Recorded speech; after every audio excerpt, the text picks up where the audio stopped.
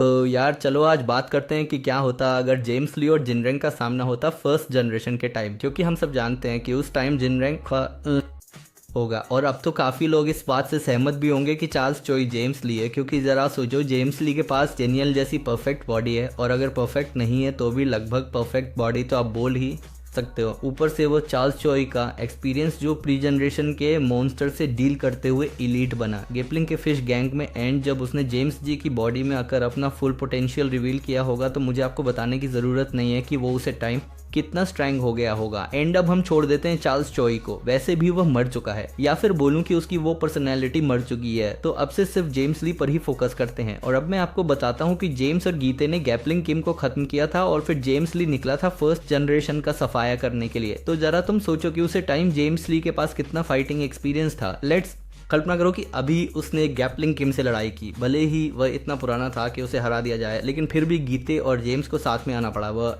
अपने पीक पर थे। ये चीज़ दिखाती है कि उस उम्र में भी गैपलिंग किम की क्षमता कुछ कम नहीं थी, और इससे यही उम्मीद की जाती थी। उदाहरण के लिए हाल ही में जून को बनाम टॉम ली हुआ था, और हाँ, अगर वह बैटल थोड़ा और चलता तो हमें रिजल्ट भी देखने को मिलता। लेकिन मैं ये बताना चाहता हूँ कि इस उम्र में भी टॉम ली गो को कांटे की टक्कर दे रहा था, वह भी गो के प्राइम में। तो जरा सोचो, गैपलिंग किम तो लीजेंड था फर्स्ट जनरेशन का, उसे हराते हुए तो जेम्स ली और गीते के भी पसीने छूटे होंगे। और अब अगर वीडियो के टॉपिक पर वापस आएं, जो है जिनरिंग वर्सेस जेम्स ली, तो आई थिंक आप समझ ही चुके होंगे कि जेम्स ली के बारे में मैं इतने डिटेल से क्यों बात कर रहा था। बिकॉज हम जानते हैं कि जिनरिंग था गैपलिंग किम का स्टूडेंट, और उसे वह सभी मूव्स आते हैं जो गैपलिंग किम अपने टाइम पर यूज किया करता था। तो जरा सोचो, अगर इनका फेस ऑफ होता तो तुम्हें क्या लगता, क्या जेम्स ली को बीट कर पाता जिनरिंग? बिकॉज अगर देखा जाए तो आई डोंट थिंक सो कि जिनरिंग उसे हरा पाता उसे टाइम। और उसका वैलिड रीजन ये है कि जेम्स ली सब किंग्स के चिराग बुझा चुका था उसे टाइम।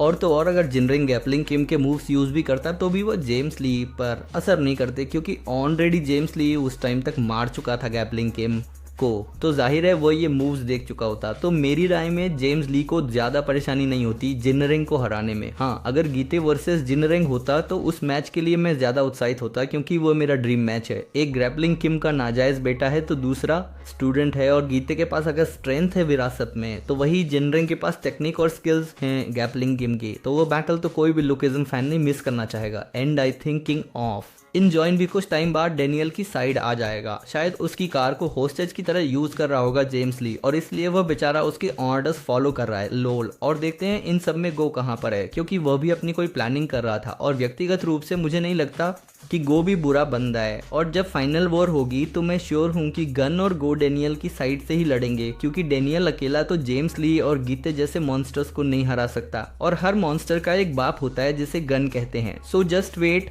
देखो बहुत तबाही वाले अध्याय आने वाले हैं जिसमें बहुत मजा आएगा। तो चलो इसी के साथ आज की वीडियो को यहीं समाप्त करते हैं। और अगर ये वीडियो पसंद आई है तो लाइक करो, चैनल को सब